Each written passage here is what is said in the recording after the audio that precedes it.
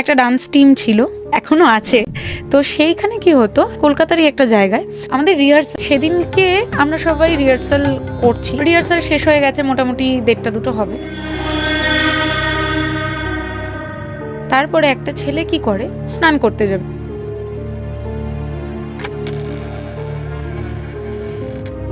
স্নান করে ছাদে গেছে জামা মেলতে, এসে একটা জানলা আছে, জানলাটা ধরে সামনের দিকে ঝুঁকে দাঁড়িয়ে আছে।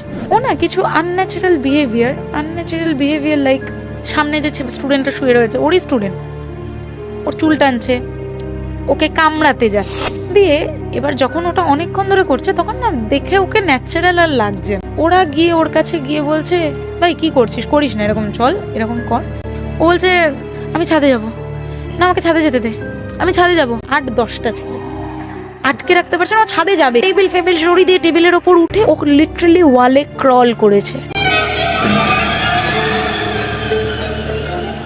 ঠিক যেভাবে আমরা মুভিতে দেখে থাকি। ছেলেটা কথা বলছে, তারপর অন্য একটা ভয়েস বেরোচ্ছে, তারপরে অন্য একটা ভয়েস বেরোচ্ছে, বিভিন্ন মাল্টিপল ভয়েস ওর মুখ থেকে বেরোচ্ছে। একটা সাধারণ মানুষের জিভ কত দূর বেরোতে পারে, এতটা, ওর এত দূর অব্দি জিভ বেরিয়ে গেছে।